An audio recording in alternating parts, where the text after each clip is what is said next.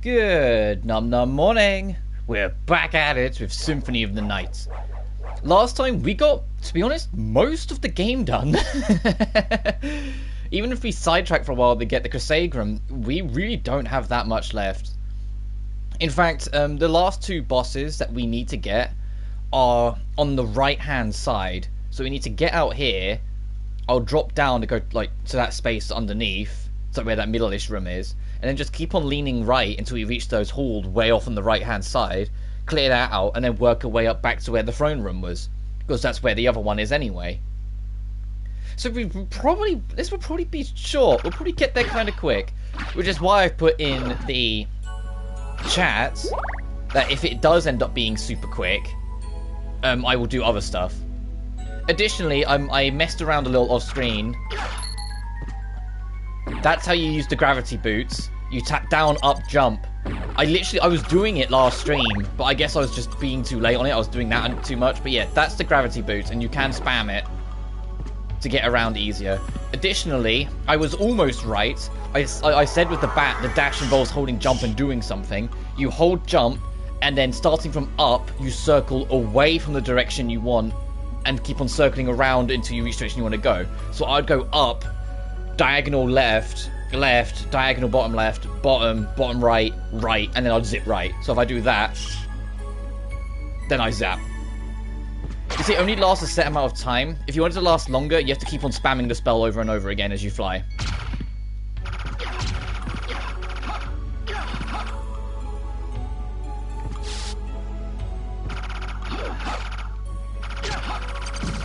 Goodbye, Imp. Thanks for joining.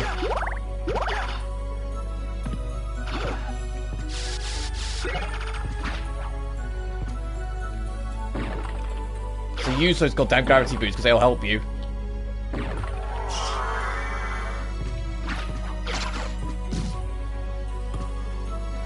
And there's a lot of other little things I haven't shown off that I can show off. Like, we can get the axe armor, so we can be an axe knight. That's easy enough to get. There's a lot of different ways of doing it, but the easiest way to do it is using the grab boots. I'll show what I mean. I also want to show off the fairy song, because this fairy that we have is unique compared to the one that's spelt with an E. In that if you idle on a chair for after a long period of time, she will start singing. I also want to show off the Cycle of Life, which is a cool little like Easter egg. And then after that, we'll probably show off a little bit of the Maria playthrough, and then I'll probably just dive into the Richter playthrough, because that's like the only trophy I'm missing. For the record, the only trophy I'm missing in this game is Richter's run. Well, that and to get the duplicator. That's 500,000 gold, and I haven't been bothered to grind that out yet. I know there's ways of doing it, and on the original version there was a glitch to duplicate your diamonds, but I think they've patched it out, unfortunately, in the this version. So yeah, even if we finish this game super early, it's not immediately just the end of the road. We have other stuff we can do.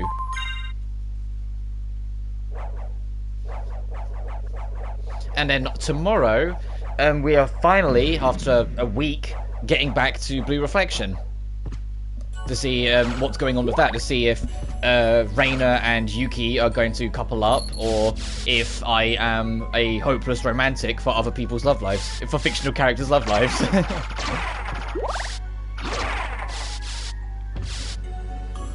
Yeah, I thought I was something over here. There's another diamond, nice. Help with the grind for the duplicator. I'll probably use my main save. I think my main save's a lot closer than this. But there's like a certain corner of the map where it's like the most gold drops. I think it's in like the Colosseum, like bottom left corner. And if you just go down there, use the jewel sword so enemies drop gems and rings more often, and just grind out for there for like a few hours, you'll get it. It's just, you know, it's the fact it's a few hours. It's like, can't be bothered to do that yet. But it's like the only two trophies I'm missing. I'll say it's that and the Richter playthrough. They're the only two trophies I'm missing from Platinum.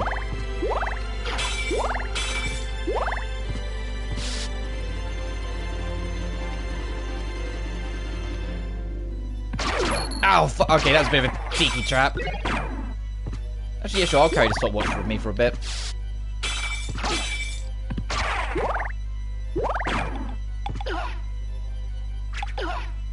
But I'll show for the sake of showing up. Here's the spell list. There's only one spell I'm missing, and it's like the Sword of Arms, or the Arms of Swords, or sort of thing. The spell sucks to try and perform. So I just ended up like, oh, I'm not going to use it anyway, so why bother? But yeah, like Hellfire, Dark Metamorphosis, and Soul Steal we've been using all game. But Wolf Charge, it's flick forward and attack. It makes it so you immediately start on like max speed, or like near max speed in the wolf form. Summon Spirit summons like this one little white orb that will then dive at an enemy. Tetra Spirit is the same but summons 4. The reason why that arrow is red because you hold up for a few seconds and then swing down. And then Wing Smash because you hold jump, do the spiral, and then let release.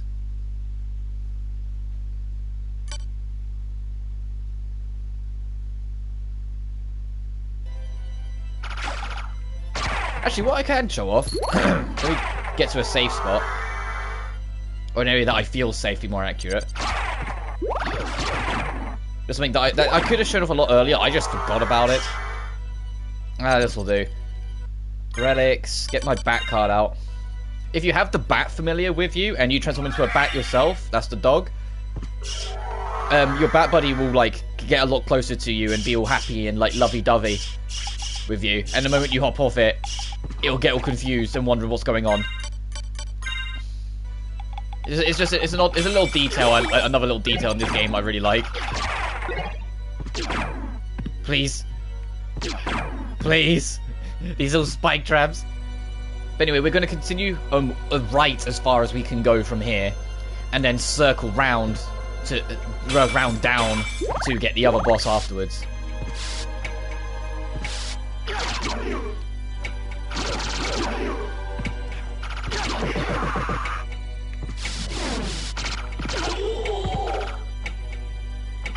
Oh, Jesus. Thank you. Oh, 49, I think, now. I think I'm going to be a higher level in this than I was on my actual main playthrough, just because, you know, how long I spent with the Crusaderum.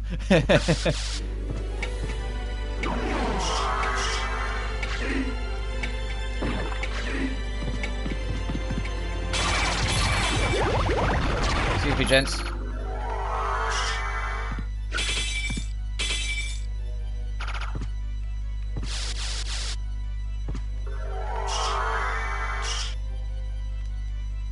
Oh, that was the end of the room, never mind. I thought this corridor was longer. I was thinking of the other corridor.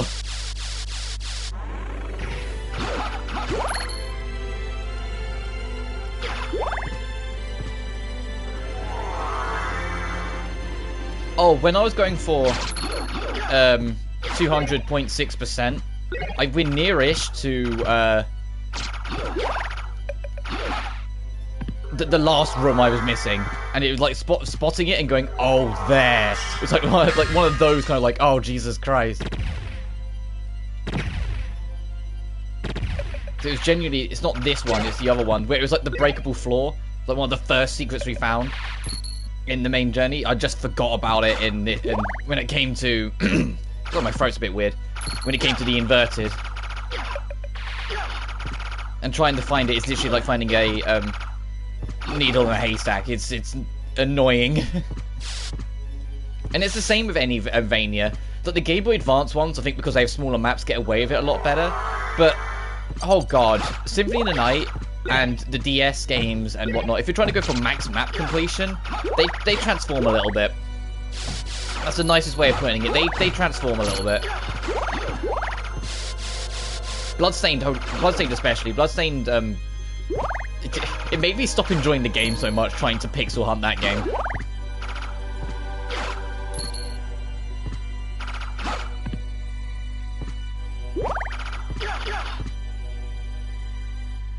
Alright, this is a save room in here. I should probably nab this, right?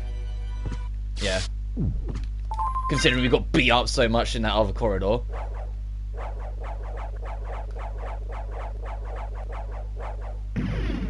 Nice.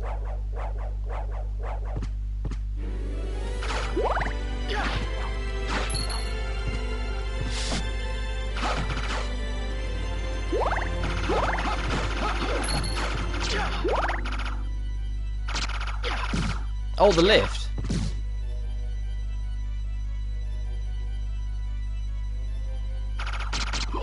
No. Fuck is.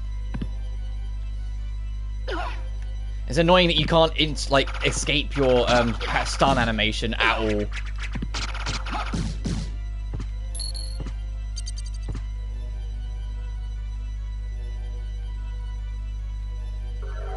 I just wanted to get in here.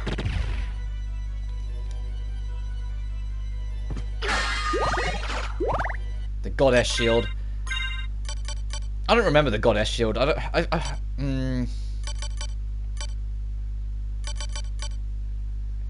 Jesus, I don't even know where it'll be in this. You know what? It doesn't matter. It doesn't matter. It doesn't matter.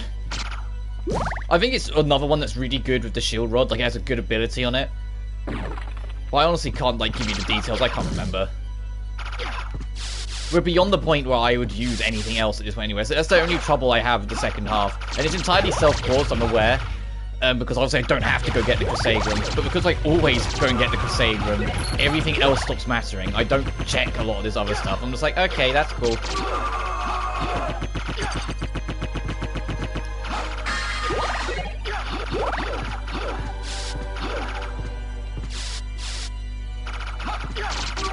Oh yeah, the actual, like, straight-up demons are going to start showing up now, which is kind of spooky in its own little way, because you're used to all these, like, creative card enemies, and it's just like, no, straight-up demons here now. Enjoy. Here's a Cthulhu monster.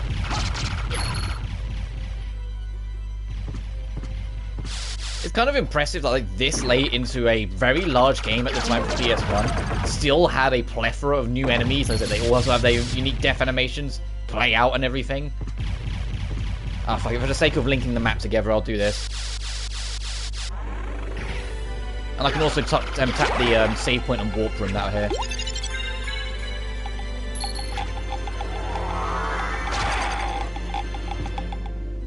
So I think the save room's here. Yep. And the warp room's above.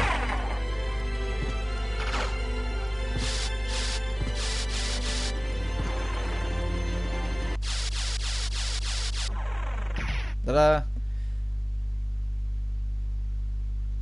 Right, now we're going to go back to where we came and continue right.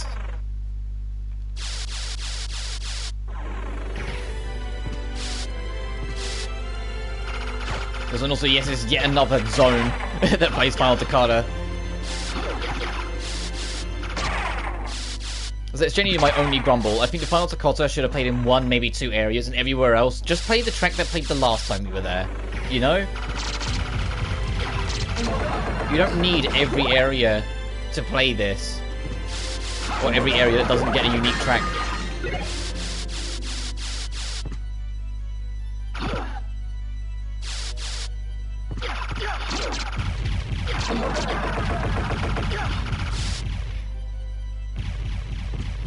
Well, I think the next time I do a Metroidvania, it will be Bloodstained. I think I've left it long enough, and the game's changed quite a bit with like updates and whatnot. That I think it'd be fun to go back to that. I'd probably only do it on normal, but still. Oh, this is it. When I was going for 200.6%, this was the last room I was missing, which is so of course I remember it. It was just this bit.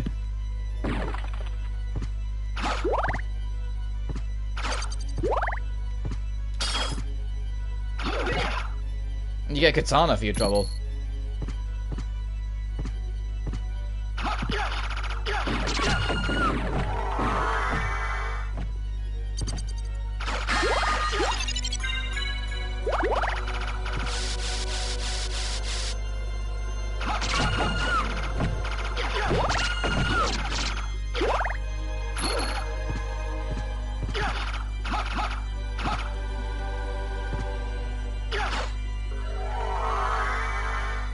I don't think there's another secret, but it's always worth checking.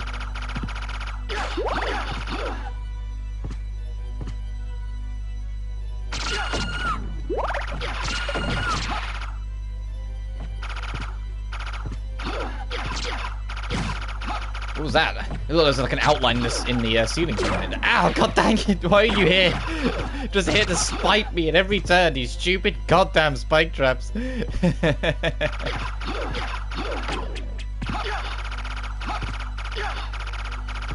Jesus. Yeah, I saw it this time. Right.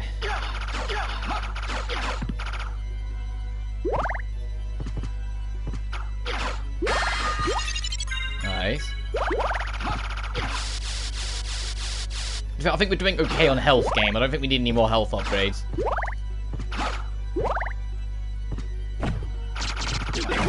Ow. Actually, I say that. I take that back. These spike traps are going to rip so much out of me every time.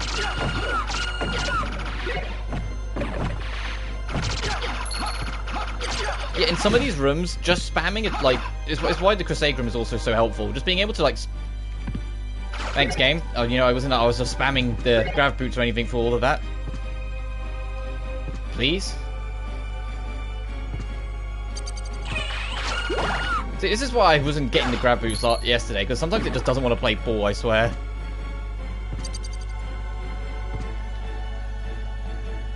Just need to check up here.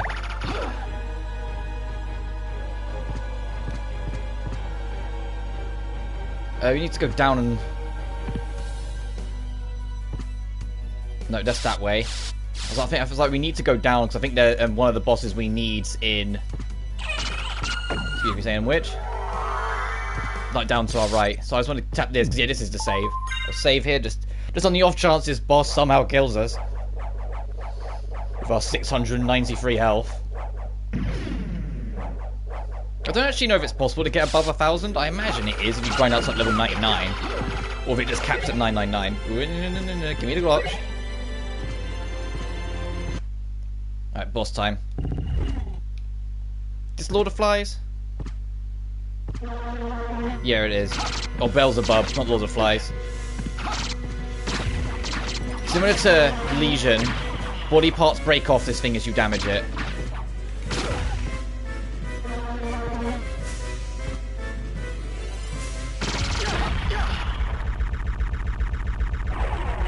But the head is the actual, like, the head and the chest is what the health bar that matters, so you can break off all the limbs as much as you need. That wasn't one of the Vlad Peace bosses? I thought that was. Oh, whoops. I was like, yeah, we'll get that one. It'll be easy, because it's right there. Oh, whoops. Actually, let's go this way first.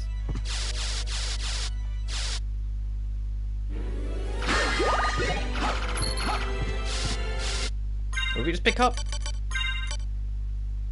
Increase rare item appearance. Oh, that would have been nice. Get that first before I went to get the Crusade room. Ugh. Oh, geez, that caught me off guard a little bit. Because I know where one is for sure, and so we're heading towards it. But I thought the other one was there. I thought Beelzebub dropped it. No, Beelzebub's just another boss you can choose to fight along the journey. Which is the map still linked up. But if it's honestly fine if we have to go pixel hunting afterwards. Like, I'm pretty sure I know like where we haven't been. If it matters that much.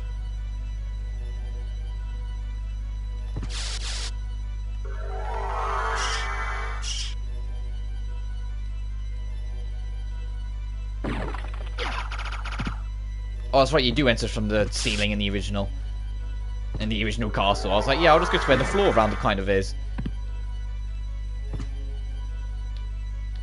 Please, there we go.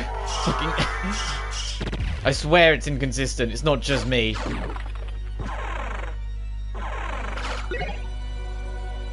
Nah, stopwatch. Even if I didn't use it, stopwatch is too helpful.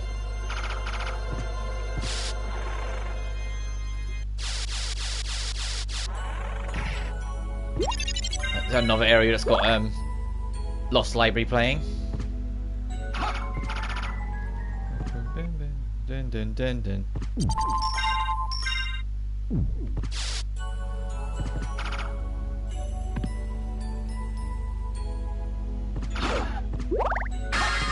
If you're wondering when I pressed no, it asks twice. It's because the first time it asks you just want to overwrite the save. The second time it asks if you just want to save in general. Sniper of Goth. Oh, this is a cool fucking enemy design. Look at this. Hang on, let me get back up there. Look at this guy. That's genuinely cool.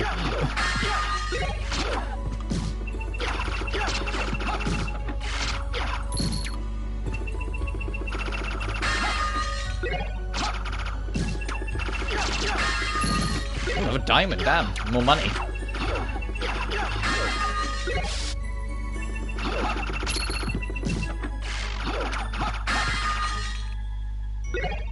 Javelin.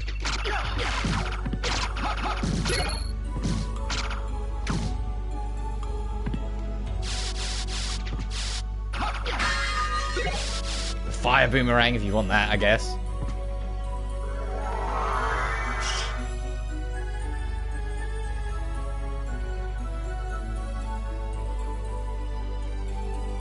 Yeah, I was like, what's going on with the pixel hunting here? There we go. Sniper of Goth is a cool enemy name, I guess. There's a... Alright, and this is, here. It's like the craziest aggressive, like, attack sword in the game. Look at that thing.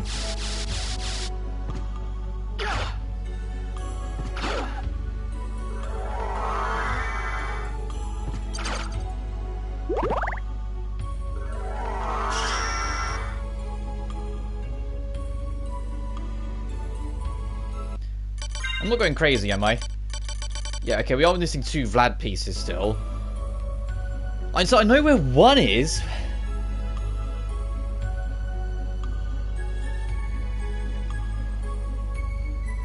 I'll go get that other one then, and it'll give me time to think where the piece I'm missing is.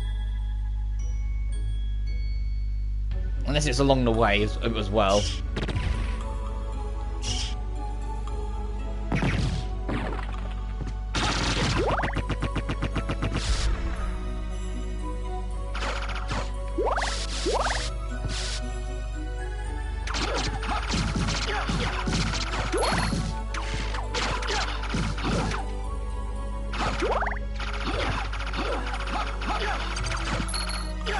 Ooh, $500, nice.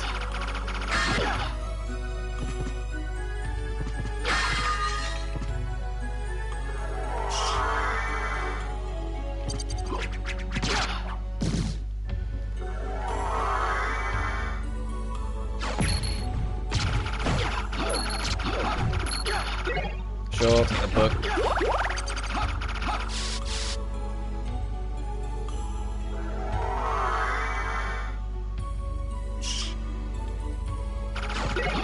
No. Okay, not taking this. I think the Salt Shaker, the most useless item in the entire goddamn game.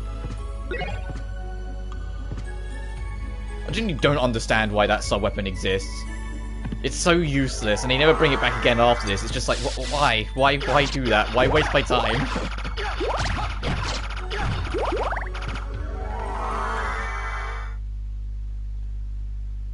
This might be the other boss I'm missing.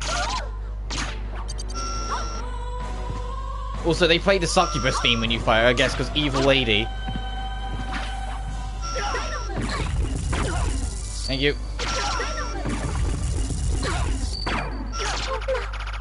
Which is not that... yeah. Okay, that is the extra piece I'm missing. So the last piece is actually, like, next door to the throne room. Because there's a boss immediately to your left and a boss immediately to your right. And they do that deliberately, so the moment you get into the castle, you immediately know what your objective is. Because the moment you leave, you fight a boss, and it'll have a piece of Vlad. So the idea, for a lot of people, myself included, is to circle around, get the other 3 pieces, and then circle around to the other bit, so you make a full loop to the throne room again. That's not where you have to end up, it's more convenient to do a circle, and then you can just find a warp room and start working your way back to the middle. Because that's where we're aiming for. Also, the, avoids curse. We can no longer be cursed.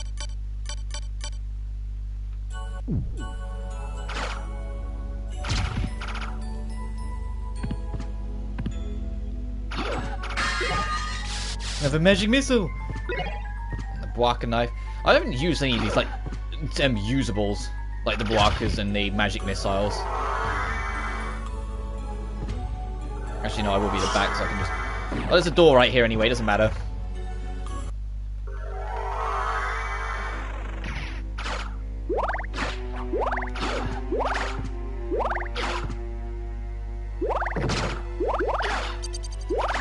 Actually, no, the Medusa was the one that's like immediately to your right. I think I have actually missed a boss. Where have I not...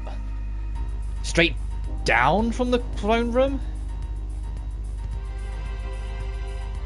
I'm gonna try that then. Maybe like it's literally like above us / beneath us. Like beneath us if the castle was normal.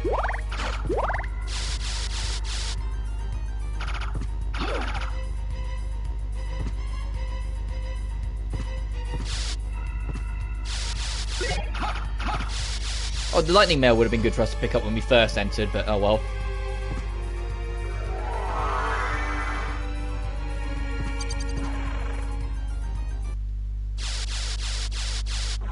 Oh, this is just this. Oh shit, I don't know.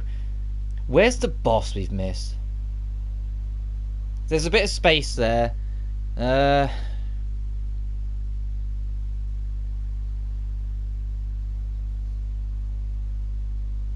It's not in there. Sorry, give me a second. I'm kind of figuring it out for myself where everything is.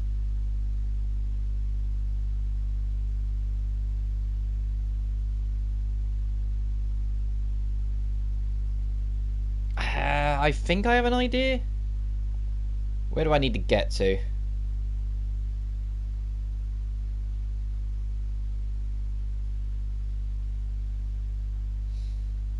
Sorry, you have to go and give me a second while I figure it out. Let's just take this for a minute. It will come back to me.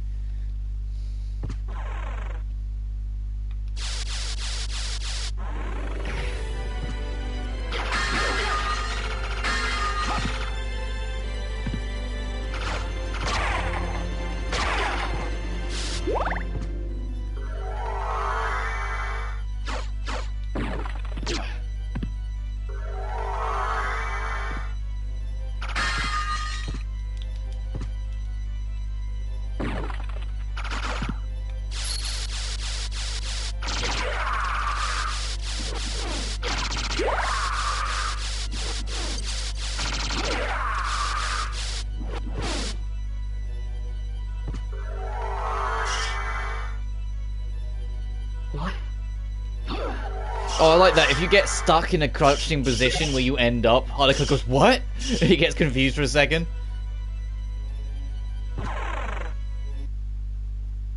Found it, okay. I had a feeling it might have been here.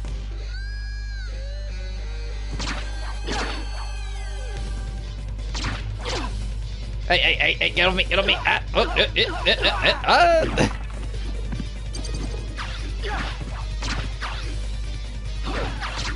It's a goofy as hell animation. Look at it.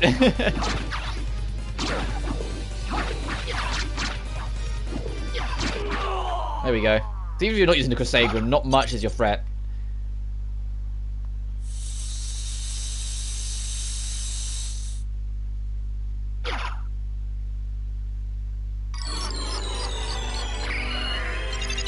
Alright, now we have all the Vlad items.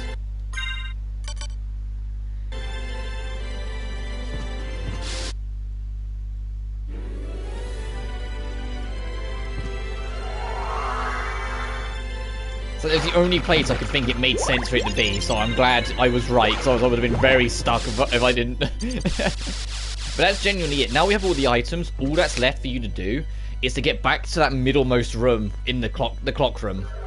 Get to the inverted clock room, and you can now open it up to, there to get access to the final boss.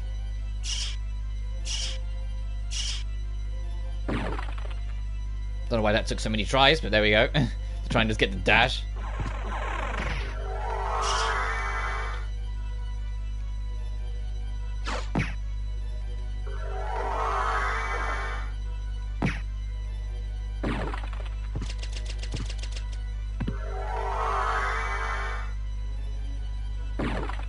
You see why I'm like jigging up and down? It's because I'm redoing the spell over and over again to make the bat's transformation last longer.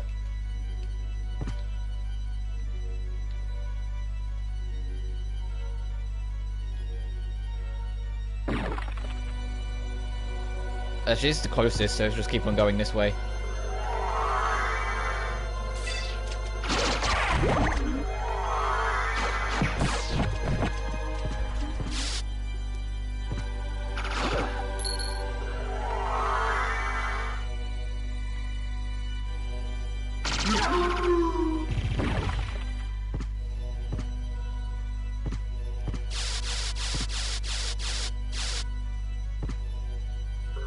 If you're trying to get like absolute maximum map completion, the biggest thing I can recommend you do, go when you get into the final boss and get into the actual final boss arena, use the library card or something to warp you out.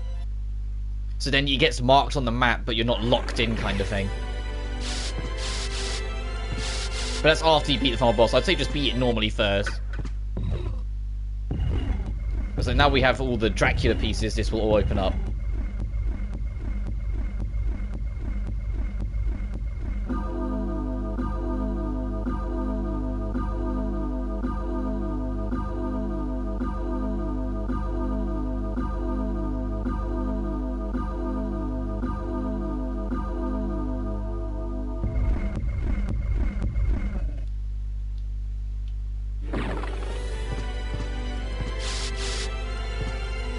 Here you get the heart refresh, which like you only get to use it once, and it does what it says on the tin. It will give you all your hearts back, so it's just for the final boss. Yeah, it restores 500 hearts.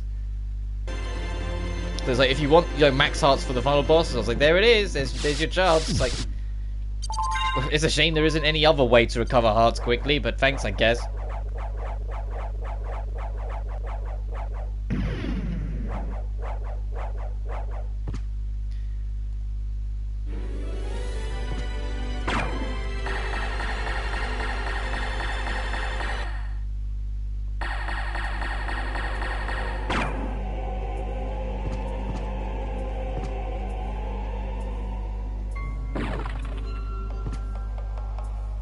Music's much more ominous. It's like, oh, it's the final battle. Well, you can do the grab thing to a diagonal direction if you want to lean it a little bit. All hail the son of our master, stronger than the mightiest hunter. So you were the one controlling Belmont?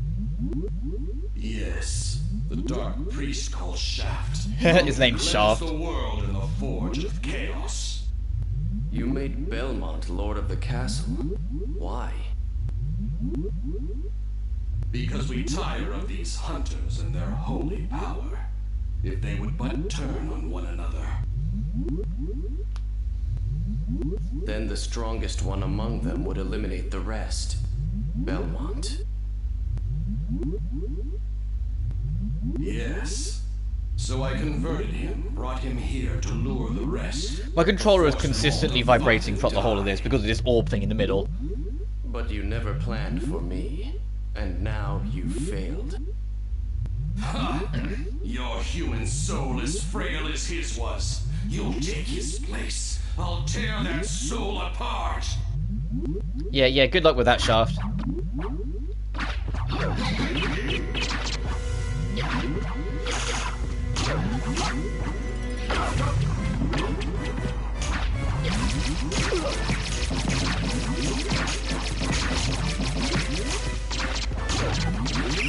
He's dead already.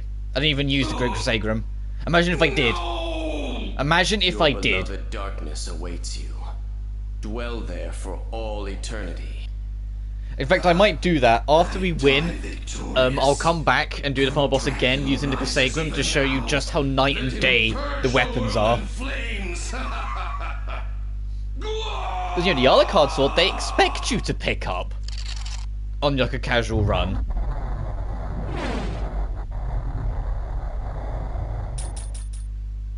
But the summoning was complete, so Dracula is coming back. Father. Well met, my son. It's been a long time. Not nearly long enough. I can't allow you to leave here, Father. Do you still side with humanity? Have you forgotten what they did to your mother? You think I would forget such a... No. But neither do I seek revenge against them. Enough of your nonsense. Away with your humanity. Stand with me as Prince of all the world.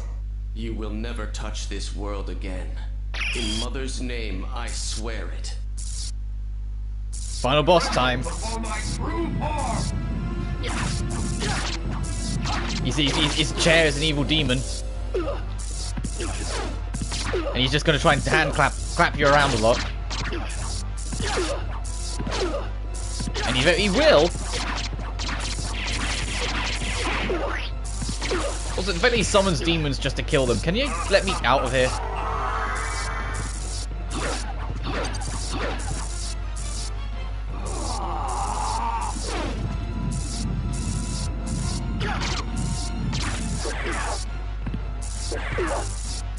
Trying to use Soul Steal. Let me out of this corner.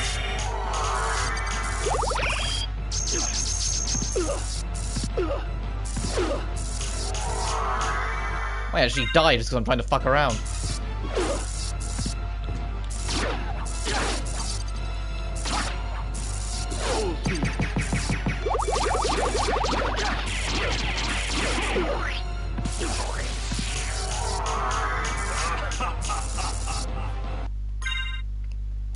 Just because I'm trying to mess around and show things off. That's useless. Thanks, game. Actually, where are my elixirs? I'll just use one of them.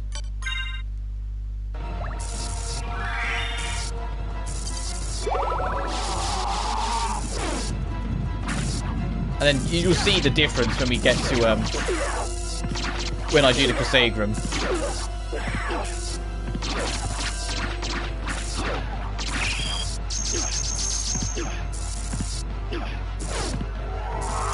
This is the most I think I've used the mist form.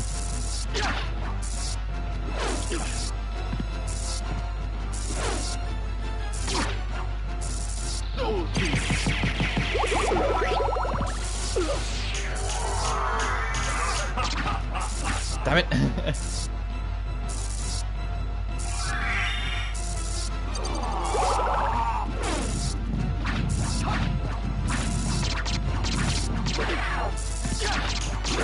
I know he's nearly dead.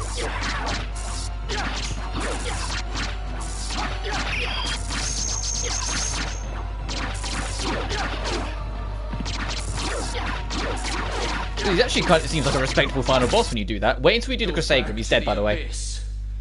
Wait until we do the Crusagram and see how quickly the fight falls apart for him then. How could I have lost? In the original release, at this point, after Alucard's quote here, Dracula quotes the Bible. How poetic. But in this, they change it to how poetic. It's like, no, come on. I tragically sacrificed all I held dear in a search for power, did I? Did you not? Tell me, what were Lisa's last words? She said, do not hate humans. If you cannot live with them, then at least do them no harm. For theirs is already a hard lot. She also said that she would love you for eternity. Lisa, forgive me. Farewell, my son.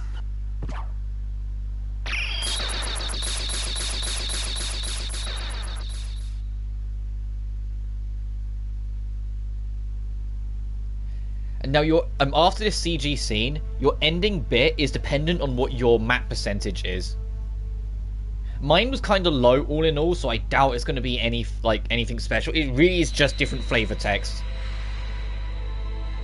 Whether Alucard goes off alone, whether Alucard stays, or if Alucard leaves but Maria follows them. Alucard leaving and Maria following him is the highest map completion based ending.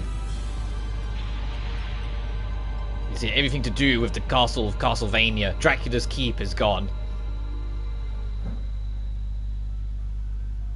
In all its PS1 CG greatness.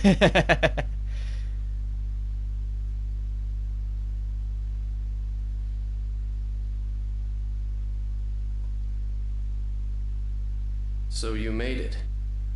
Alucard, you're all right. So you had to fight your own father? It's my fault. If I hadn't been so weak, we wouldn't be here. It's okay, Richter. I had my own reasons to face him. If you were too strong, we wouldn't have got this game. It wasn't. But remember, the only thing necessary for evil to triumph is for good men to do nothing. I'm glad that line, same with them, theirs is a hard lot, Lisa's last words, that they stayed in every translation. They weren't redone or anything. Now and forever. I see. Farewell then. We'll not meet again. Alucard. Well, are you going after him or not? No, he's right. It's Yeah, best okay. this way. That's the There's no way I can point. ever So our use this map percentage wasn't Maybe high enough. someday When we I will show meet off the again. true Who might knows? of the Crusaderum, Maybe. I will use my main Let's save go. so I can show you what the true Everyone's ending looks waiting like. for us. To show you the difference. Yes. Let's get out of here. But that, in its entirety, so obviously there's going to be a lot of secrets and little things to do, but that is Castlevania Symphony of the Night. In my opinion, still the absolute gold standard of Castlevania and Metroidvanias. I know search action games have come a long way since then, and a lot of them do it, but if it wasn't for this, they wouldn't exist. And it is one of those, like, this is the one that made the wheel so the rest could roll. You know, like, this is the one that had to exist for any of the others to happen. And the fact that it's like not only like the founder of the formula, or like one of the joint founders, as I said, because Super Metroid also was a big part of it. It was the fact that this game still very, very much holds its own. There's a little bit of jank and clunkiness, and a lot of it's just because of like the dated control scheme, where sometimes if you're too quick on the inputs, it doesn't register it as easily as it probably should have, compared to like games nowadays where they're lightning quick and register that stuff easily. But that's kinda it, you know? Like, the pixel art is still great, the cutscene and the directions of it's still great, the CG's aged a bit, but what can you do? This game is a very healthy length. Like, your first playthrough will be like 9 to 10 hours. Exploring it and finding all the secrets, making your build is really fun. And taking different approaches. I said, there's a lot of sequence breaks in this game. You can do things out of order a lot if you know what to do.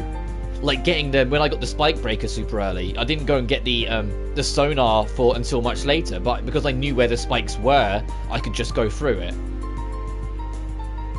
And that's barely scratching the surface. As if you like mess around with jumps, especially on the PS1 version, the PS1 original is littered to the brim with a lot of little things you can mess around with. Now, I already talked before about the transforming into the wolf in midair. You could make a slight jump out of it in the original. You sort of still can now, but it's harder. And you could use that in the clock room to go up to the top left and top right room super early to get to the later zone earlier than intended. The music is phenomenal. It's genuinely one of the best soundtracks from the PlayStation 1 library. I can't recommend it enough. Listen to it if you haven't already. I've tried to highlight some of the tracks I love as I go through. As much as I bitched about Final Dakota, my issue with Final Dakota isn't the track. I love the track. My issue is that they play it too much.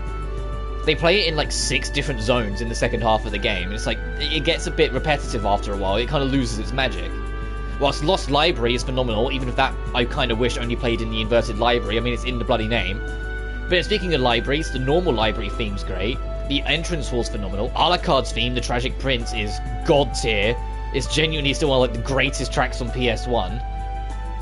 The Dance of Gold, like the Marble Towers, like the entire soundtrack is great. All of the boss themes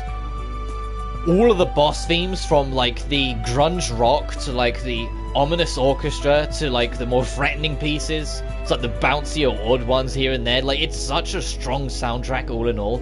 This game is genuinely like peak PS1. There's very few games that get better than this. And in my opinion, it's genuinely one of the best PS1 titles. And the fact that it's available now, you know, as part of the Requiem collection, which is worth getting because it also comes with Rondo of Blood, which is essentially a precursor to this. Rondo of Blood being the last Classicvania, but this game is based 3 or 4 years after Rondo. So it literally links into one another in terms of the narrative. So you literally almost like have the prologue with it. Obviously, if you can, I would personally say try and get a hold of the PlayStation 1 original, because even if the dialogue is cheesier, I feel it's more iconic. But like, that's it. The PSP version is the definitive version of the game, and that's the version that they put on PS4, because all of the cut content from the original Western release was re-implemented, like the fairy with a Y and the End Demon. They were both removed from the original Western release in the PS1, whilst they were re-added in the worldwide release of the PSP version. A whole bunch of secrets and Easter eggs were re-implemented, which are just nice to see.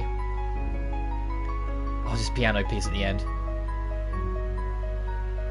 All the voice acting that had religious ties that was removed from the Western release is re-implemented in this. I always found it was weird that Dracula doesn't quote the Bible anymore, considering they re-added all the other religious references. But whatever.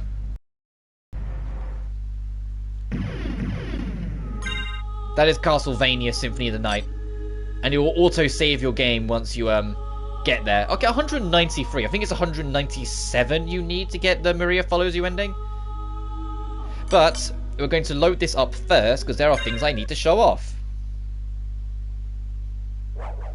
Starting with... where's my library card? Oh, here we go again. There it is. Starting with the 3 things tied to the general vicinity of the library.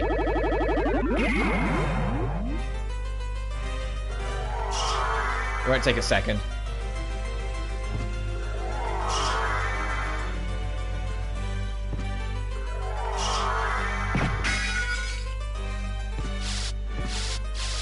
Yeah, excuse me, yeah, it's like we're in the basic normal castle. It's a complete joke now at this point.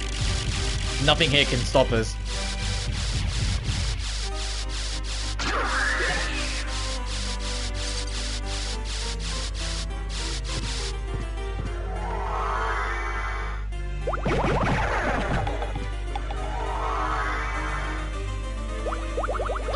Come on, I'm doing the spell properly each time. Down here. If you break up through here from underneath, you get I think that was a health or heart. I think that was health, because we're on 703 now. But if you keep on bonking him, it takes a while, but if you hit him 60 times, yes, 60, you will get the axe armor out of it. He will drop more stuff as you go anyway. So we just got the Ring of Arcania, which is the rare item boost that you can actually get to. You get the Dracula Tunic, which is actually a pretty great armor set for this stage in the game. Like, if you come here as soon as you get the grab boots, like, that's a great armor set.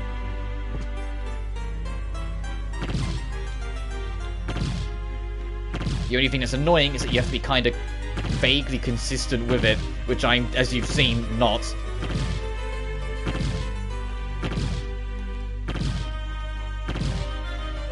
But we've got more than enough magic, so we should be fine.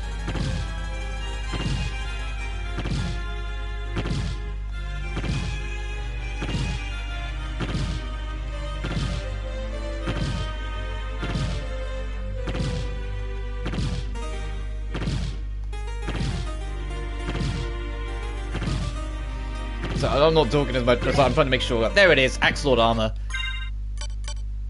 Let me put you back on, because I know I'll do it. The Axe Lord, wearer becomes an Axe Knight, and it's not kidding. What? Alaka goes, what?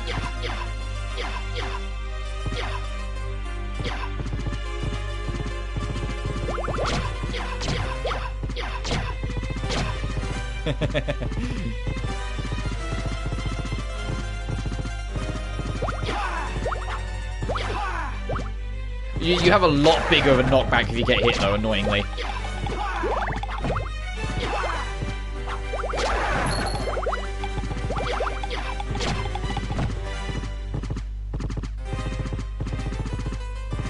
Plus side, you move pretty damn quick, so it's actually it works to our advantage. Except you can't, hang on. Except you can't leave rooms. Okay, let's just swap back. But we've got the Dracula Tunic as well, the embroidered tunic.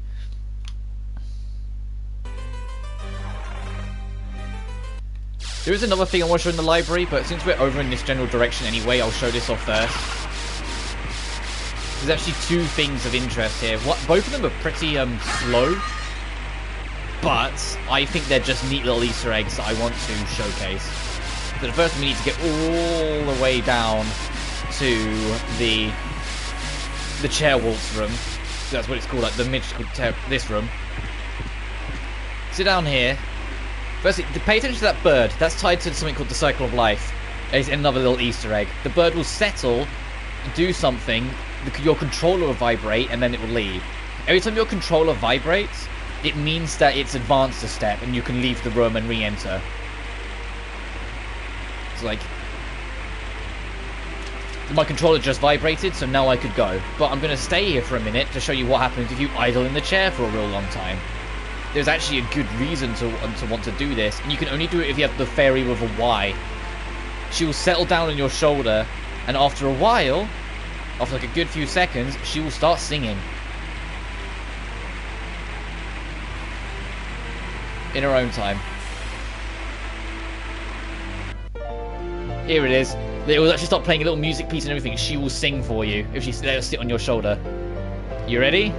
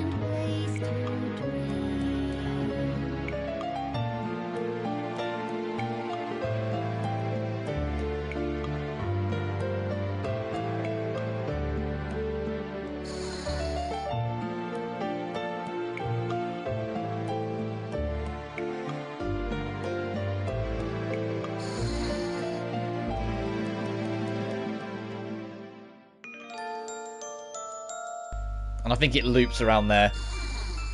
But yeah, Alucard should have goes to sleep whilst she sings. She sings him to sleep. Oh no, that is the end, okay. But I just thought that was always a really nice, cute Easter egg that they have it. As in, it's only tied to the fairy with a Y card, so on the original PS1 version, you can't get it. You can't get it to sing. But the other thing to show, if you come back in, it takes a number of cycles, but this bird will keep on coming back, and that nest will eventually have eggs that will then become chicks, and those chicks will then grow up, and then they will eventually leave the coop and fly for themselves, creating the cycle of life. Additionally, you can interact with this if you're curious, and you can see the ferryman teasing his presence beforehand.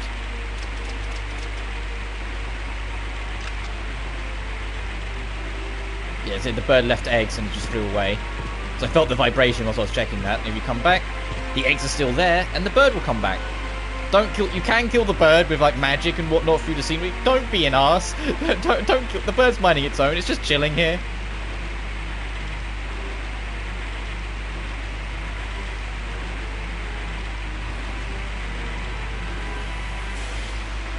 Yeah, I'll show the full cycle of life. It takes a while to get going. Like you're gonna be going in and out like another like 8 or 9 times yet, but it's just a cute little thing you can do. So like the eggs haven't hatched yet, but they're getting bigger, so they think we'll do a new animation. We'll check them out, check on them a bit more.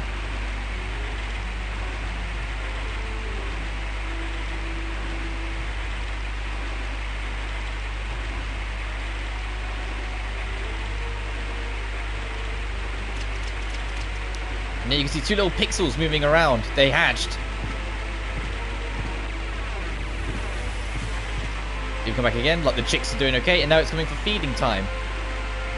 I'm gonna feed the little monsters.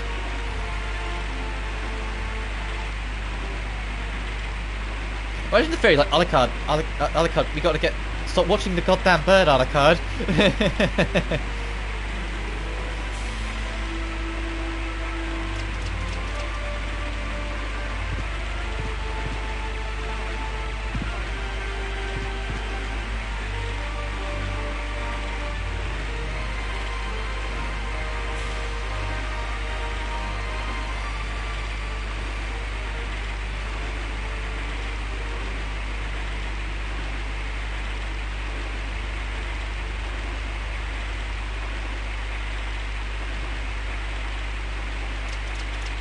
And I think next time they'll be slightly bigger now. Yeah, they're a little bit bigger. They're growing up a bit.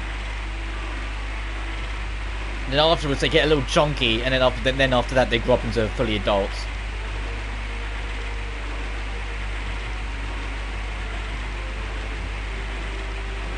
But it's like, is this entirely like pointless? It's just like, it's another bit of like just the extensive detail this game actually had.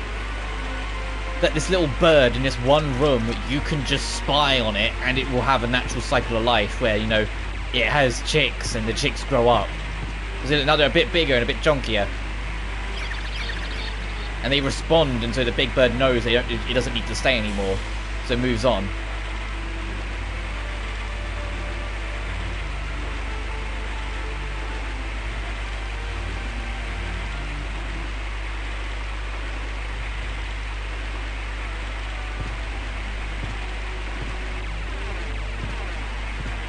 See, now they're all grown up. And if you're playing the PS4 version, there's a trophy for doing this, so it's more worth it. But like, the moment they start flying off, that's the end of the cycle of life. So it's just a little Easter egg. It's a nice little charming thing where you can just view it cycle around and around and around. And I think if you come back, the cycle repeats, and like a new bird will come in. Yeah, a new bird will come in and the cycle will repeat. So it's just a nice little cute thing that you can just check out if you're interested. Righty tighty, the next thing, let's go back to the library.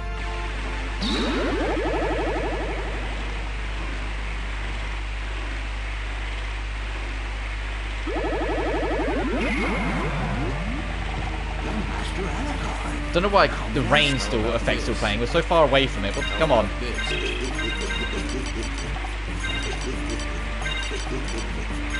So we're nowhere near close enough to the 500,000 we need for it. But we can...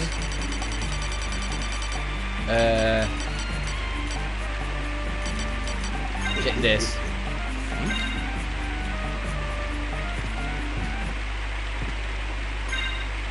Why is the rain sound effect still playing, please?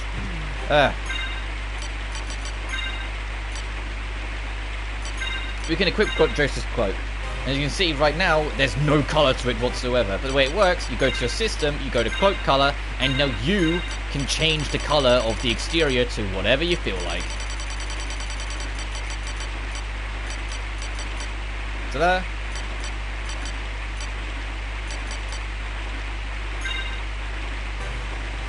So you can be whatever color you want it to be, and it will apply to your bat as well.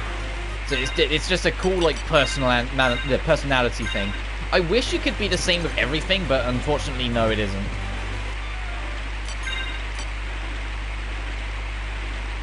Alright, next, once we get rid of that rain effect. You've seen it when we go to load up every now and then. It comes up saying, enter this to play as them. I'll show off Maria first, because I'll spend a bit more time with Richter. But if we go...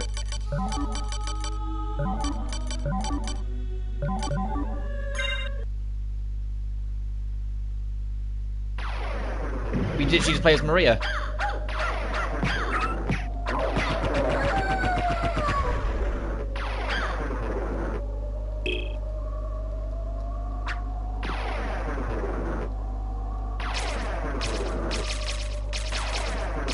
Also, she's got kitted as hell. She's not as overpowered as she was, but the main thing is that her dash is kind of ridiculous. Oh, she also is frail as fuck. I forgot about that. I completely forgot she's frail as hell. Let me give that another round. I just got beat up by the first dog. I completely forgot she's frail as fuck.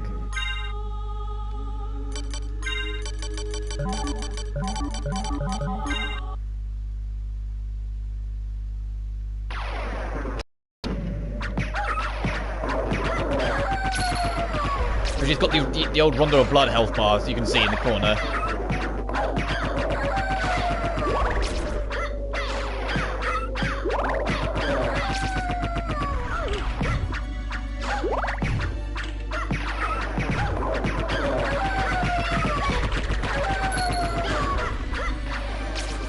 Her natural run speed is faster than the other characters as well. I'm nearly dead again.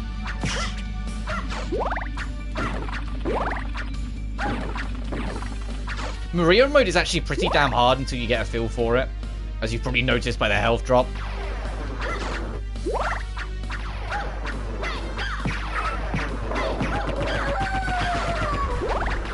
The way it works, though, every time you beat a boss, her default stats will bump up. So if you want to, you can beeline for Shaft.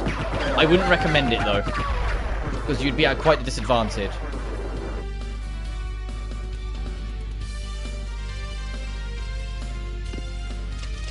Oh, she does have her own version of the grab boots.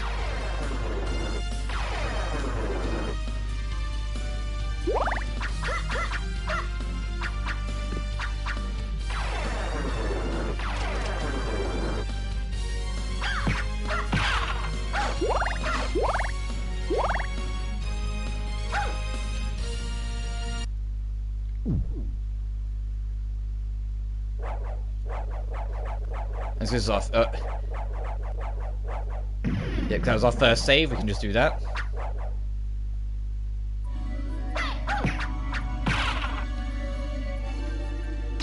Her dash works different though. With Alucard, it's pressing triangle and you backdash, right? With Maria, it's the bumpers. Left bumper goes left, right bumper goes right, because triangle does her alternate attack.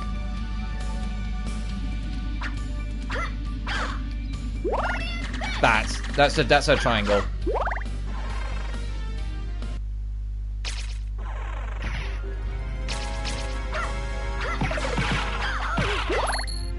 Yeah, but she doesn't have she doesn't have stats. She doesn't level up. She doesn't get ultimate equipment. She is just like a very bare bones character. She just gets stat boosts, and this is kind of universal for the entire Castlevania series. Moving beyond this point. Every character, you get the main adventure, and then all the side characters lose all the RPG mechanics and become more standard. And like I said, the big thing about them is that when you beat bosses, they technically level up.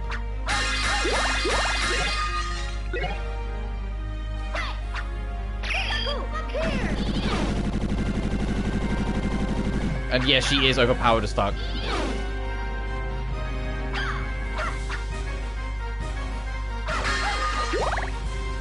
If you can find her sub-weapons, enjoy life.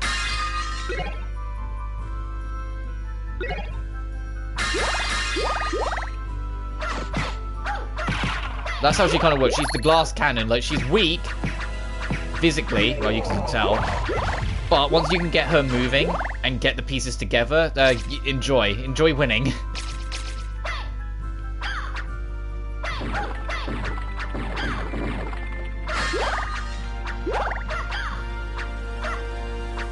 Oh, yeah, good luck trying to hit some of this stuff, though. Like this down here. There we go. You have to kind of think outside the box a little bit to hit things up below, because she only has this one standard attack.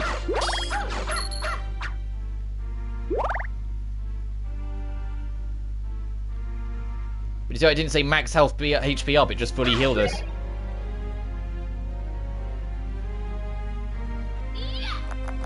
Yeah. And she still has all the animal buddies. I'll show as far as the first boss. I said Richter's the one I'm going to be spending more time with, because I need to do it for a trophy anyway. And because you can double jump, you can completely skip that puzzle.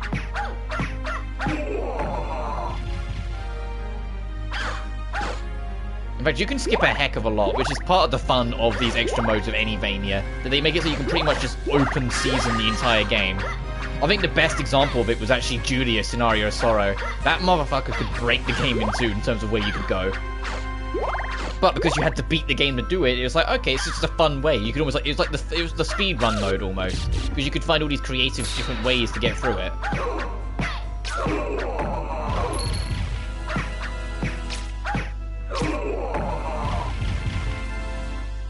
But you had to be careful though, because Julius would only get stronger if you beat a boss. So if you beeline straight for the final boss, it would be a lot harder of a mission to do it.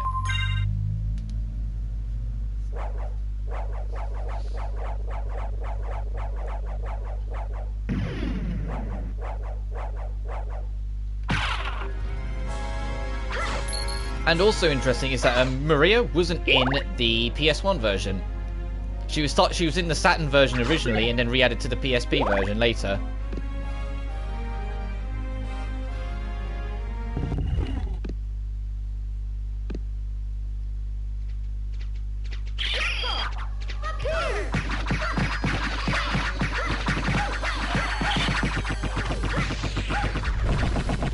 Do you see what I didn't mean? Like, Maria's kind of strong.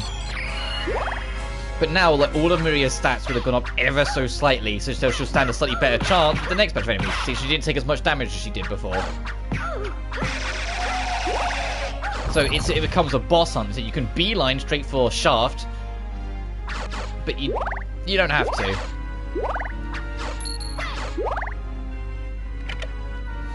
Because there's no stat picks up or anything like that, there is no holy glasses you need to go find to access the true final boss. You just don't fight Dracula. You just go straight for Shaft at the very end, and that's it.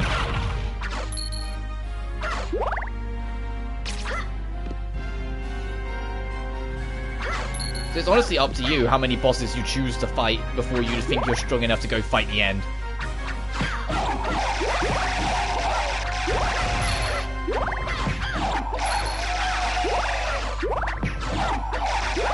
And there are a few other crazy things as well, like, the passwords that the game presented aren't the only passwords. There is a lot more than just those two. If you put in, I think it's, Axe Armor as your password, you'll start in the Axe Armor suit that I showed off earlier. There's I can't remember what it's called, I'll have to look up the list. But there's one that makes it so you have, like, stupendously high luck, but everything else starts at 1. So you can do, like, a genuine luck run kind of thing. Which is great if you're, if you can commit to it and are brave enough to get through it, but it's pretty difficult on its own. Like, if you're not that used to the game, it's very much the hard mode because your stats are so low. It's just you're a lucky motherfucker, so you get loot drops more often. Turtle.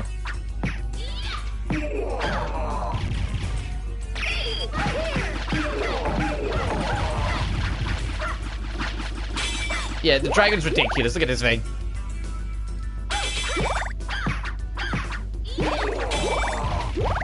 All of her, like, pet item crashes, I think that's the easiest way to call it, are really good. Like, the cat gives you discount Chrysagram. The bird gives you a giant defensive spell. So that because she's got the double jump, we can get up here, like, immediately.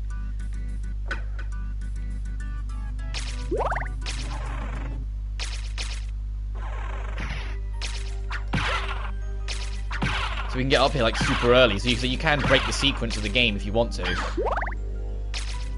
It's just you'll make life far harder for yourself if you go for a late boss early.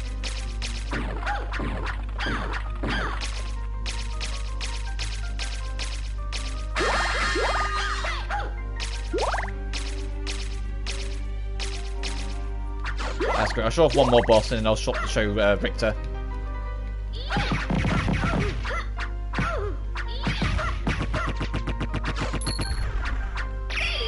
Oh, whoops, wrong button. I meant to backdash. Triangle's item crash when you're not playing as Alucard. Ooh, okay, didn't get over that. Oh, I think that's a good wrap-up point anyway. That's fine. We'll swap to Richter.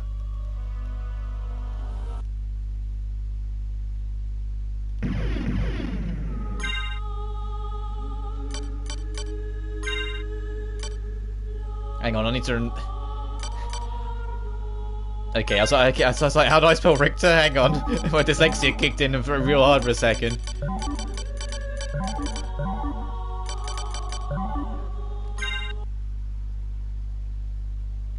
Also, you can mess around with the load bar. But Richter is exactly what you expect him to be.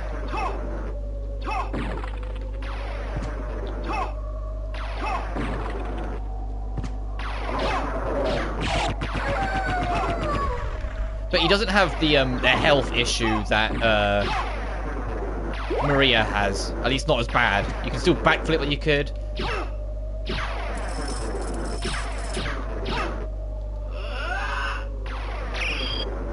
You can still go into buff mode and put his whip on fire.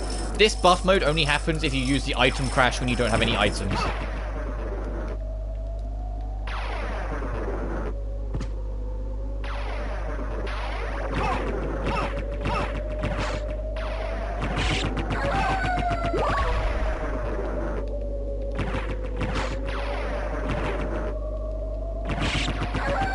There's like a backflip jump you can do, and like a sideways like air slash. I can't remember the command for it.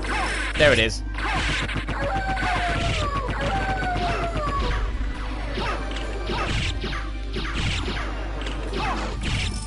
Anyway.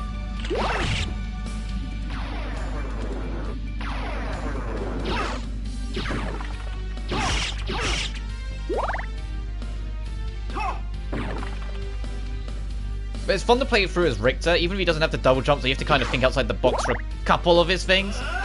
He's just fun to beat, like, you know, to do the classic Vania mode for it if you want. It's just he's not as fast as either Alucard or Maria, so you have to kind of be like, let's just chug it along. Come on, Richter, in your own time, my dude. There we go.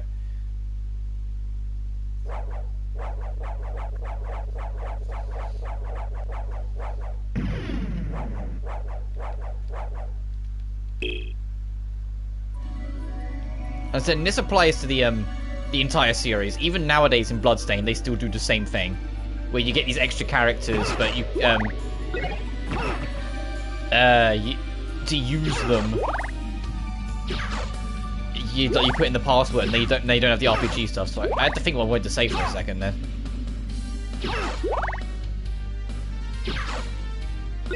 Yeah, I'll take the holy water.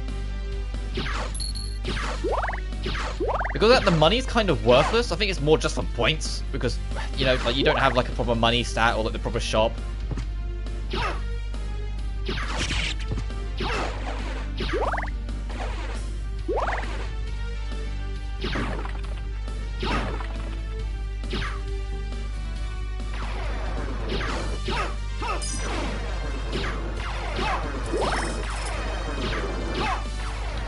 I don't know what the actual input is. I was just spamming buttons when I got the side dash. That's why I was trying to experiment a little for a second.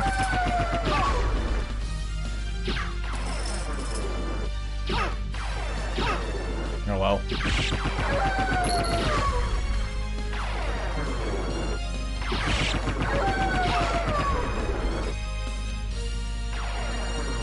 This is where death would be if we were in the main run.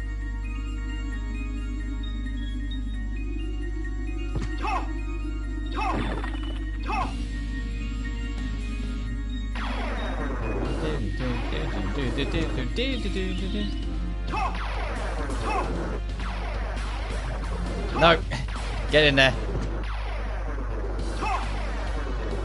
Awkward ass control scheme. Get in. There we go.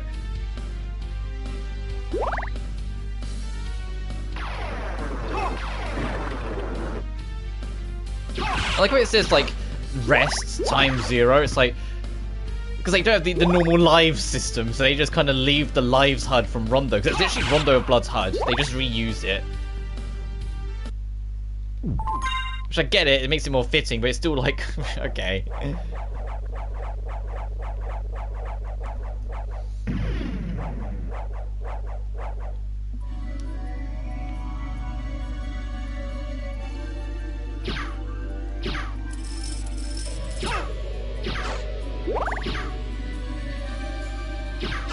At least we get to listen to the badass music again for about 2 more seconds. And there it goes. Dun, dun, dun.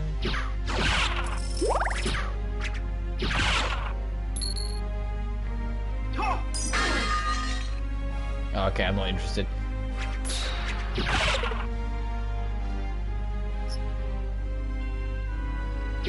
We've already seen the holy water item crash because it's the Hydro Storm where he like nukes the whole screen. This where he points up to the sky and everything gets nuked. Great for bosses and for cleaning rooms out. I think it's holy based as well, so if it's an enemy that you know is weak to it, fill your boots.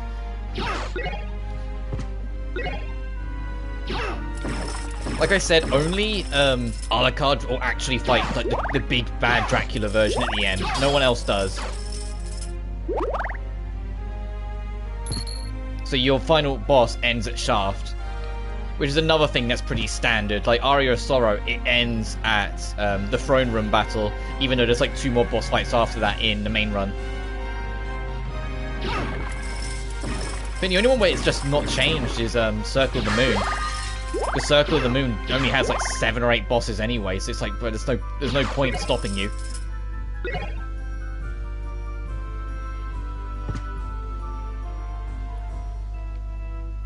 But even then, Circle of the Moon doesn't have alternate characters per se. It has alternate play styles. You get like Magician mode, where it's like you have all, like super high magic but like no health. Then you get like the Brawler mode, so it's like really high attack but like nothing else. Things like that instead.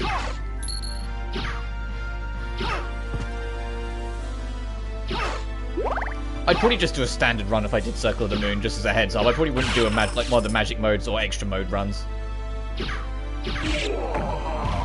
Well, I know they're cool and all, and like they have their own charms and quirks and whatnot, but nah. Circle of the Moon, it's a fine game, but it's not my favorite, you know. Like, it does what it needs to.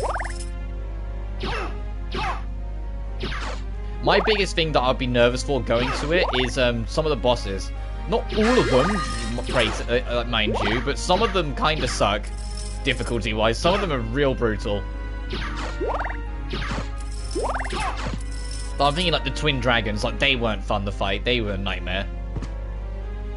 They just beat the crap out of you for like no good reason. The fight against Hugh is kind of hard, and not in the fun way. The final boss genuinely sucks. The final boss is way too good, way too hard for its own good.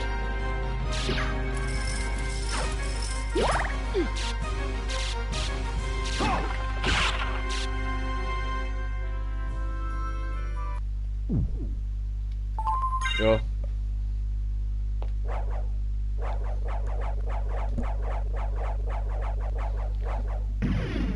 When I go back to the title screen again, I'll quickly look up what all the codes are so I can at least tell you what they all are if you're curious yourself. A lot of them won't work until you beat like the actual proper true end once, like as in like get to Dracula once. But it doesn't mean they're not worth checking out once you do beat the game. I'll keep the Holy Water just for the boss.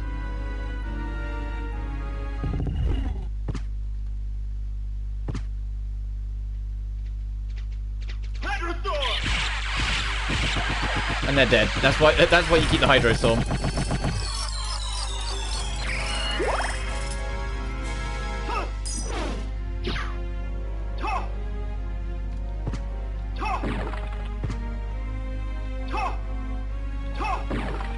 But Richter's no Julius. So if you played Aria of Sorrow first, Julius is kind of ridiculous how mobile that motherfucker is. Like, Richter can do a lot of those tricks as well, it's just you need to know what those tricks are and how to do them. Whereas Julius is like every button does something crazy and quick that really helps you out kind of thing. Like, it's kind of insane how mobile and active Julius is in terms of like usability. This is that lift back round.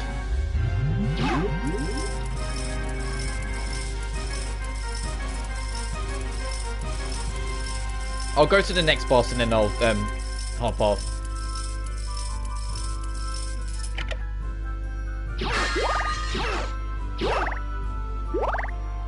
So then obviously that links back down to where we were, so we'll just go back up.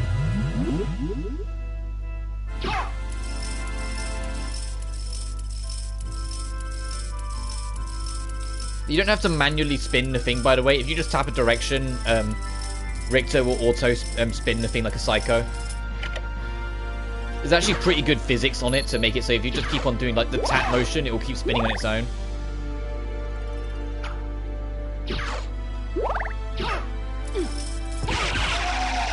And there is a backswing. You see, like the spike starts just behind Richter, so you can use that to your advantage as well.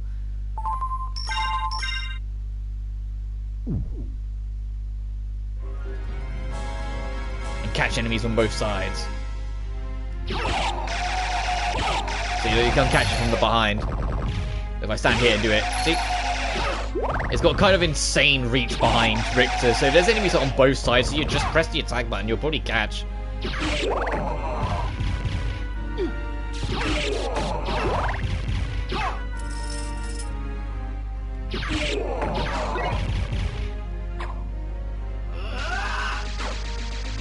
Oh, even that's kind of... So even it's... Even its item crash is kind of terrible. Ugh. Well, I at least want to give it the benefit of the doubt. It's like maybe it like secretly has like, the best item crash in the game. No, it's just bad. The salt's bad for everyone. Don't bother.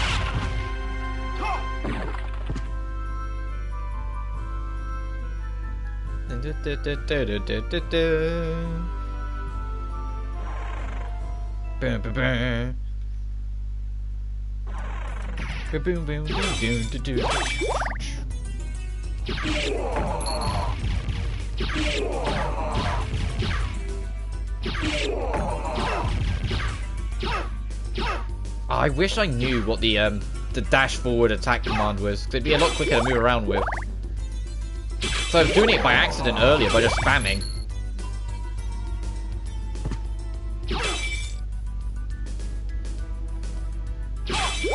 Oh, sorry, excuse me.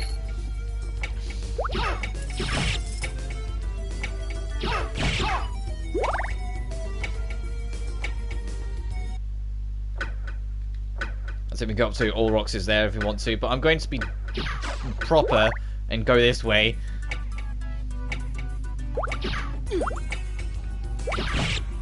So we need to go down that lower route as well again. Oh well, we're in no rush. And because you can't access the shop, I don't think you need the blue key for any of the blue doors. You can just carry on. So if you want to break from the path even earlier, you can. You can break from the path before even the first pass.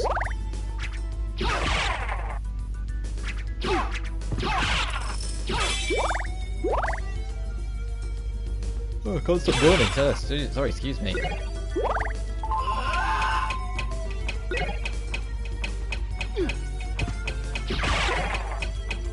Yeah, the stopwatch item crash is kind of weird. Like, what the fuck? You know?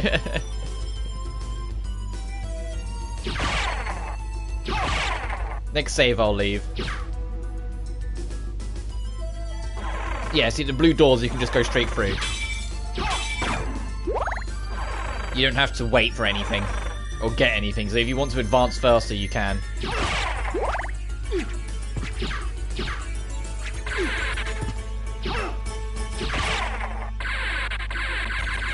Alright, I think we got that.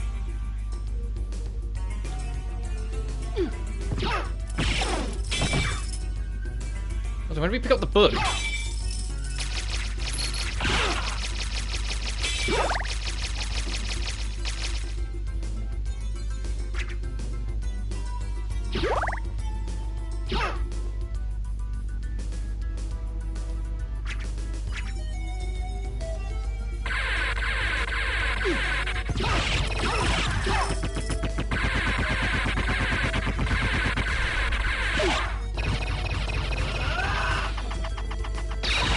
Oh, Jesus. Okay, book's cool. Book's cool. Book item crash cool. Jesus.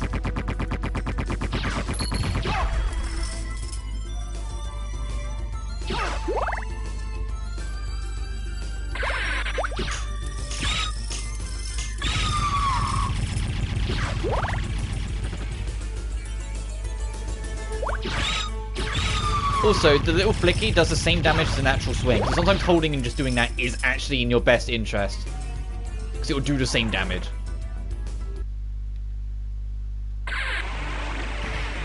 The outer wall.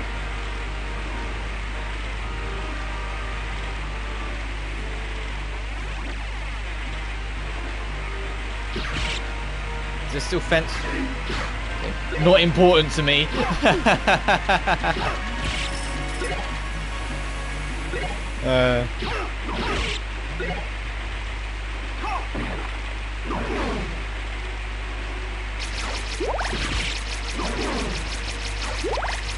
Well, I'm nearly dead. Let's try and get out of here. Get to the next safe room. I think you can still get in there, the lift. It's just I've got to get past that knight to do it, and I don't trust that with my health. Ooh. Now I can try and do it. Also, you know, there's a boss down over here, isn't there? I should go do him.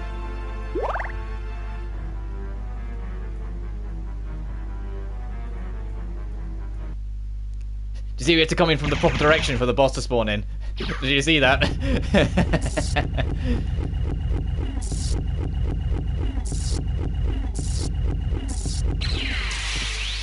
Oh shit! Hi, Alucard.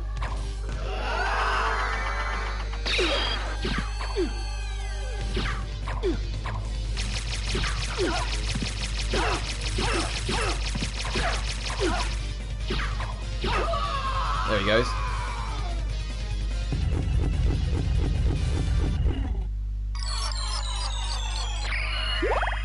Sorry, that just made me laugh. You have to go in the proper way for it to load properly. You notice it, the slide isn't the most consistent thing in the world. You hit a slope of any kind, the game kind of goes, nah, I'm good.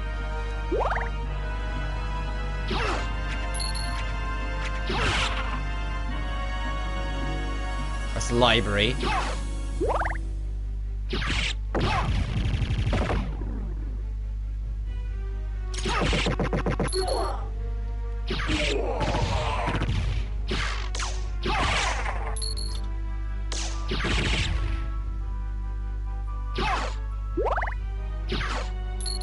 That's Warp Room, or the introduction of.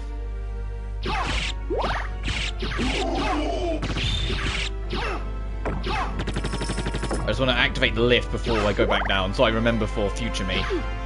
So I help future me out even.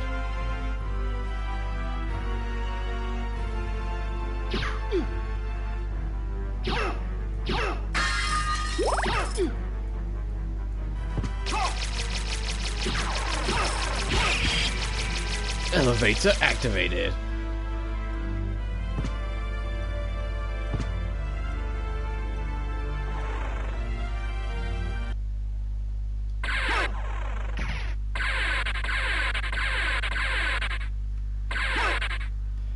Oh, that's how you do the...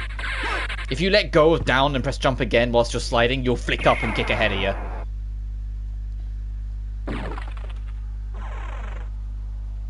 So if I do that, you just go for it. You go for the moon.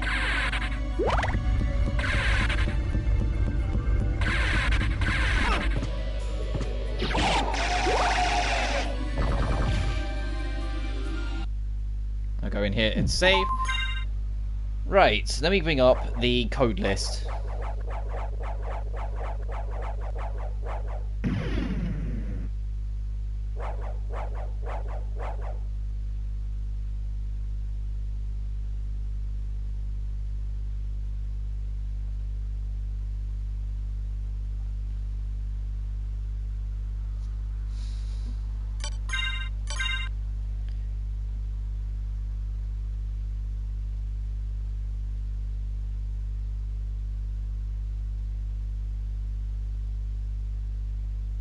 Okay, things for the PlayStation version.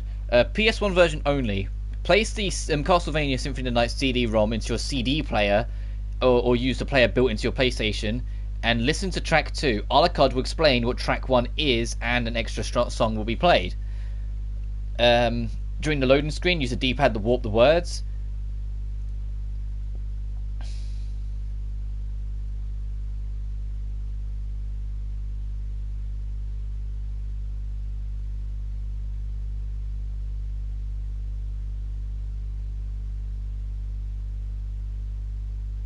Oh yeah, the actual best stats for Alucard is if you don't pick up a sub-weapon and then do it no damage.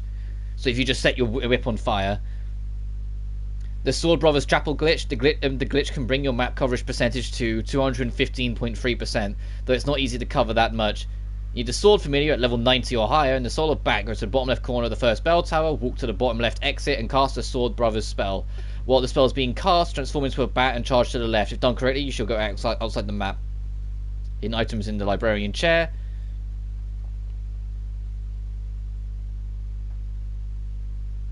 The Richter warp. Oh yeah, there is a Richter warp. There's a glitch with Richter as you'd warp around.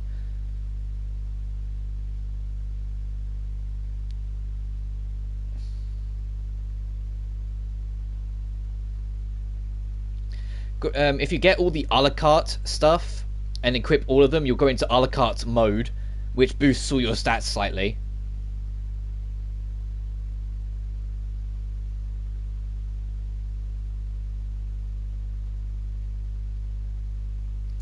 If you want to start the game with a heart refresh, you have to use every single heart in the prologue.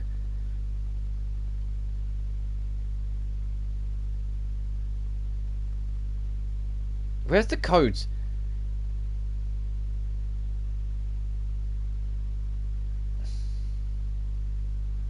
%196 for the map if you want that.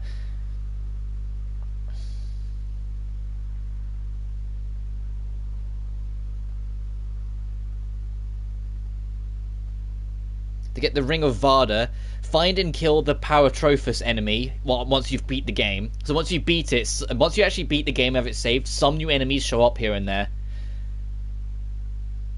Once you've beat the game, if you have a clear save on your file, you can skip any dialogue or cutscene in future saves.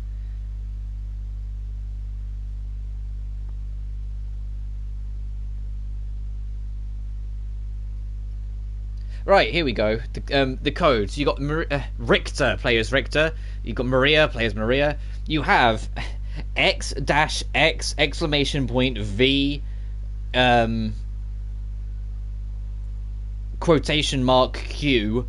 Start the game with 99 luck and the Lapis Lazuli ring, which will boost your luck by 20. All other stats will be lower. And then Axe Armor. Start the game with the Axe Armor in your inventory. It requires a cleared save file. Okay, so not as many codes as I remember there being, but, you know, still a decent amount. So I just had to check. And so some of the things, like there are a few glitches I mentioned, some of them don't work on the PSP onwards version anymore, unfortunately.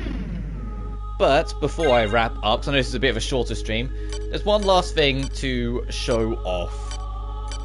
On my main big bad file, I hope I'm nearby.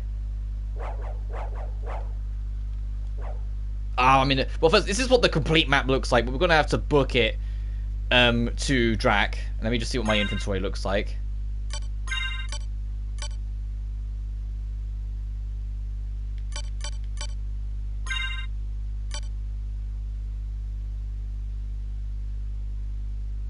Do I not have the Moonstone? What the fuck?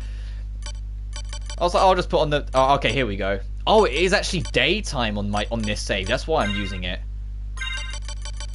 Interesting.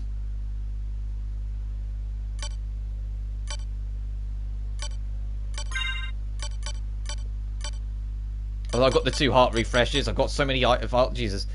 The elixirs. And there's my library cards.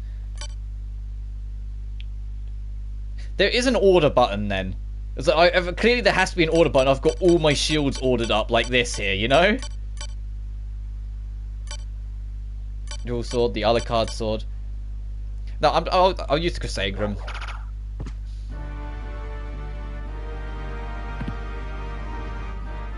So let me just get down there.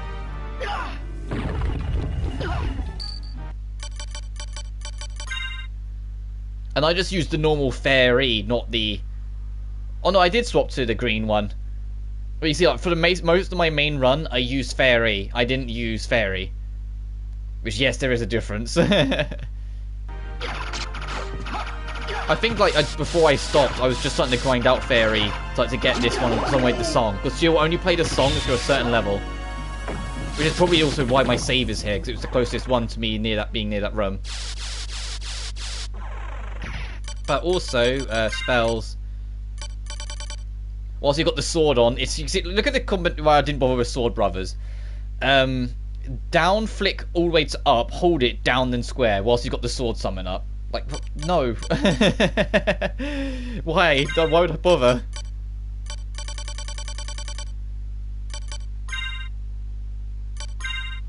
Can't remember what that is.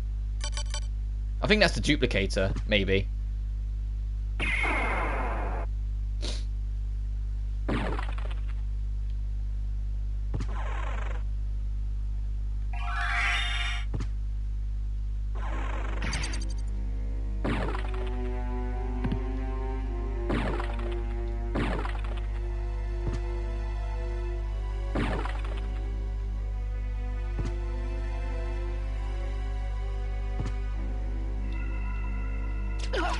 Please, Alucard. Why? It's not that hard for you to do the grab boots, please.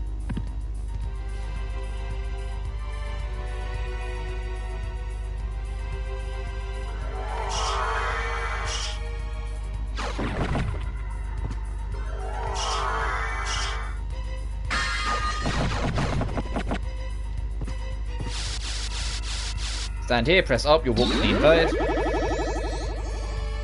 And I can show you what the inverted castle maxed out map looks like, and how much of a goddamn... this is...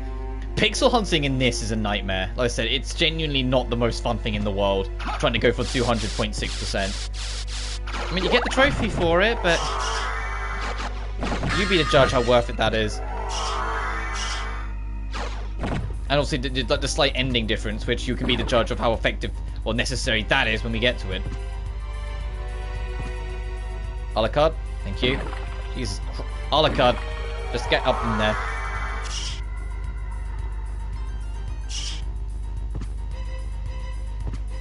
But after this, Alucard kind of became like the most recognized character in Vania. Like, it stopped becoming Belmont's. I'm not kidding. Like, this game made Alucard the protag of Castlevania in a lot of people's eyes. Which then made it kind of tragic that, like, Konami didn't see it that way. Like, I get Ego when to do different things because he made it, and so of course it's his own talent and whatnot. But in every other sort, like, material and whatnot, they don't bother. Hey, John. Oh, John, you kind of like I'm on my main save file. I've beat the game. I've been showing off all the extras, and now I'm going to show you on my main save what happens if you bring the Crusaderum to the final boss. If you bring the broken weapon to the final boss, just how ridiculous it gets. So we're actually kind of near the end now. Well, this is what the completed map looks like.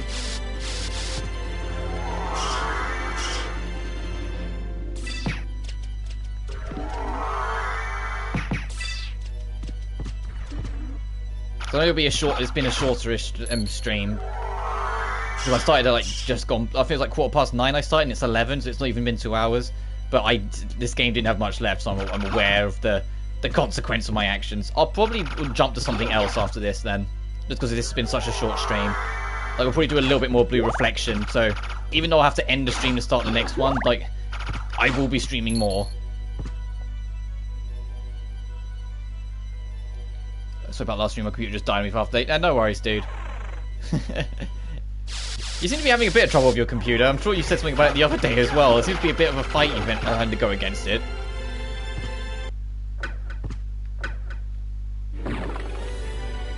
No, a la carte, a la carte.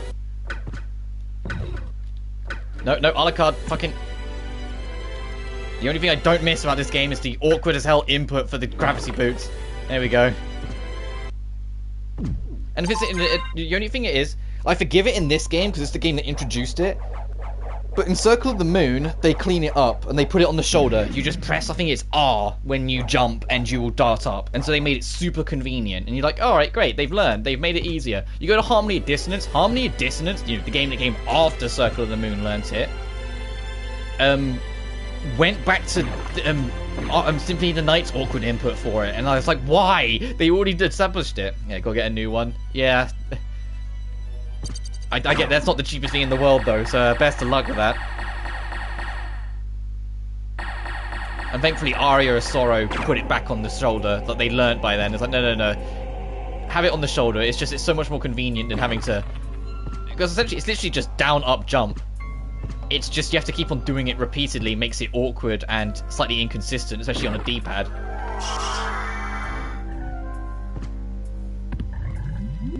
Yes, Shaft. Let's see how quickly. Alright, there goes phase 1. It's the final boss, by the way. Big bad finale of the game, by the way. The Crusaderum just destroys.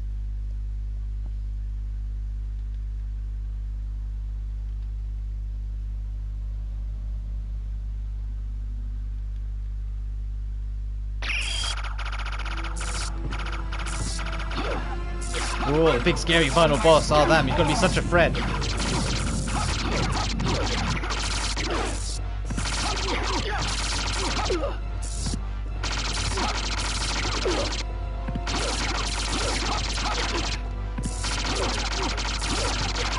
He's dead. That's the final boss. That's why people, like, a lot of people that play this game get kind of... You can play however you want, but some people get arsey. Kinda arsey if you bring the Crusaderum to the final boss. It's like, oh, so you didn't beat the final boss, and I'm like, To play it however you want, it's just the Crusader rips the balance in half. I didn't even try and dodge, I just took all the attacks in the chin because I knew I'd kill it far faster than it'd have any chance to kill me. And depending on your map completion percentage, depends on what ending you get. You need 100 and I think it said 196 or 197%, I think I said earlier. But because it's my main save, I got 200.6 here, so we're gonna get the best ending. Which is literally just flavor text. The ending I showed in the main run was Maria saying, no, let Alucard go and rest. This is Alucard going, maybe we should let Alucard rest, but... and then running after him, and that's the entire difference of the scenes.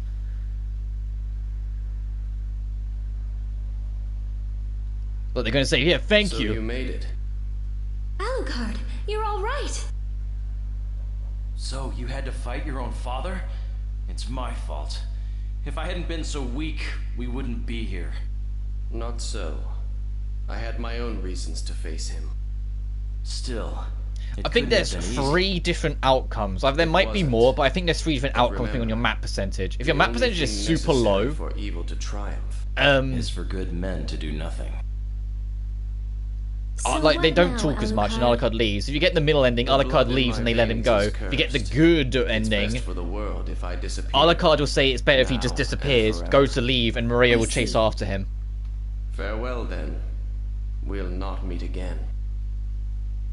Alucard, Well, are you going after him or not? I'm sorry. I have to follow him. I can't just... It's all right. Hurry up and catch him. If anyone can save him, you can. What that Thank you, save Victor, means for was everything. never elaborated on. Because there's no Thank you, game or piece of media Maria. that's based immediately after Symphony of the Night. It's left open to your interpretation what save means. Because the next time Alucard shows up in the timeline, it's another 700 years have passed. So all the people of this time don't exist anymore. And that's in Aria and Dawn of Sorrow. In the actual canonical Castlevania timeline. So it's up to your interpretation what you think save means. I mean, yeah, he's still around, 700 odd years later, the Prince of Darkness.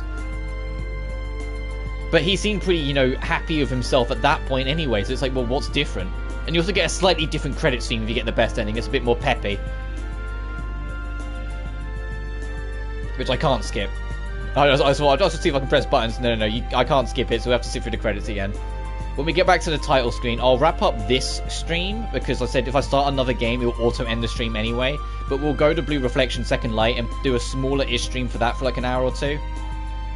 Just because this stream, we finished the game in the first half an hour. All I've been doing is showing off like extra content and Easter eggs, and then showing what happens if you beat the final boss with like kitted out shit on my main save.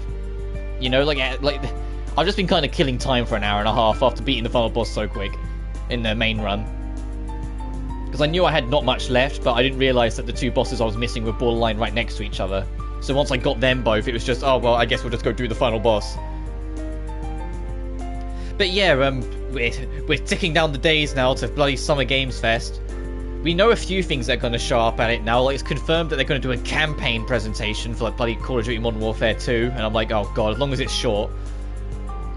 So I don't mind it. People, Call of Duty fans, whatever. It's just there were a couple of years where it felt like Call of Duty's presence was just a hindrance to everything else, because they'd always take up like 10-15 minutes, and it's like 20 minutes of new footage and of like new showcases and new games and whatnot, and it's like 8 minutes in, you're still on Call of Duty, and you're like, it wasn't 20 minutes of stuff, it was like 12 minutes, because the rest of it is Call of Duty wasting our time.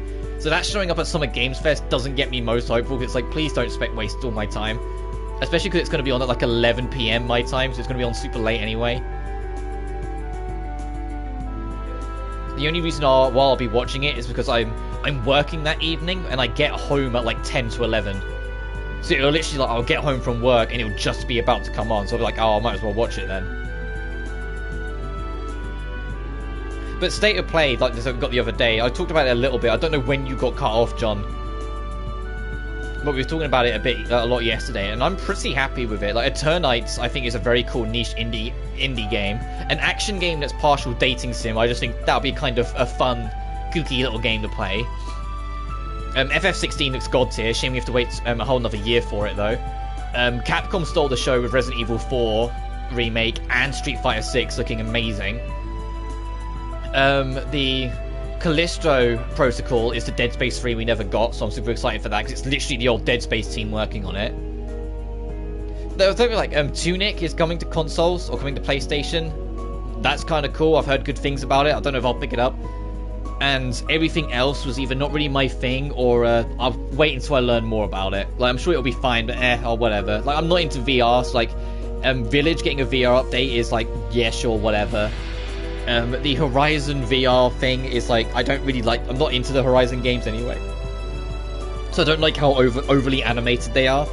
Like, it's great that they're so detailed in their animations, but the fact that I have to stop to crouch down to pick up a plant to then stand up while she puts it in her pocket every single time I want to pick up anything drained the hell out of me so quick. So I was like, you get used to other games where you press a button that just clicks into your inventory. That little time waste starts to add up when it's like 20 items you're picking up and it's the same animation sort of thing. Like, I get it that they were being super fancy and high budget AAA, but the Horizon games tire me. So it's just like, the VR one's like, yeah, that's cool, but even if I had a VR headset, I doubt I'd bother, because I imagine it'd be the same. In that sense of like hyper animated. It's like 1,000,001 little things have to happen before you can do something, because the game has to showcase all its realism with movements and whatnot. And so that's not a dig to people that like it, or if like the game itself. The game's doing its own thing, it's just not my thing.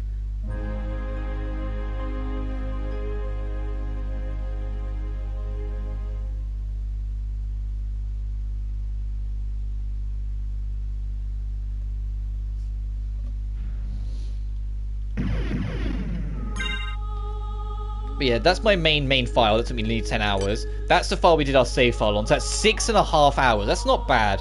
I did that pretty damn quick, actually. But if you compare it, like, that was my main save, and like that beat the game. I'm only one level lower, and I did it in 6 hours and 40, or nearly 6 hours and 40. Then I showed off Maria for 5 minutes, showed off Richter for 20. So there are other things. If you put like was it X-X exclamation point LR whatever that code was, it will give you like 99 luck, but like 1 in everything else. If you want to do a luck run, you can. And if you put axe armor, you'll start in an axe armor suit instead of the Alucard attire. But that's kind of it for Symphony of the Night. There's only 2 more trophies I need to get to 100%. Actually, I can quickly show off just before I wrap up and go to Blue Reflection for an hour or two. There's only 2 trophies I'm missing in this game, and it's why I started the Richter run and spent a bit more time on it. One of them is beat the game with Richter. The other one, if I... Oh boy, where is the library card? The other one is, there's a thing from the shop you need to buy, and you have to grind to hell and back to get it. Young Master Alucard. How about this? The duplicator. The duplicator is 500,000 gold. If you buy it, there's a trophy in it for you. It's the only 2 trophies I'm missing. You can also, like I said, buy a tactic showcase of every single boss in the game. And it literally, you buy it, and it shows a video of strategies to apply to the boss. And it's literally like, hey, Soul Steel will be good. And having the anti-electric will be helpful. Having the shield rod will do a lot of work for you. Because, like, have the electric ring, have that set up, go in, you should be fine. It doesn't tell you what the equipment is. You have to figure that shit out yourself, but, you know, it's something. And you can do this as well, and go through everything. Like, all the way down to, like, actual Death Dracula at the end.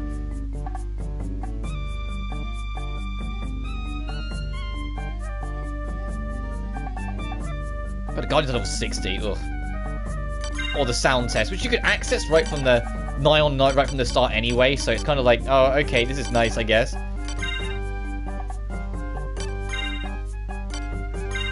But at some point I'll grind those 2 up. It's just one of those more, like, background time things I haven't done. But as I said... Oh, Jesus. Although I'm wrapping up this stream and wrapping up the Castlevania playthrough, give me like a minute or 2. I'm going to be transitioning to Blue Reflection Second Light to do an hour or 2 of that. It'll be a shorter stream of that, but it's just because this stream was so goddamn short in of itself. So I'll see you guys in just a minute. Peace.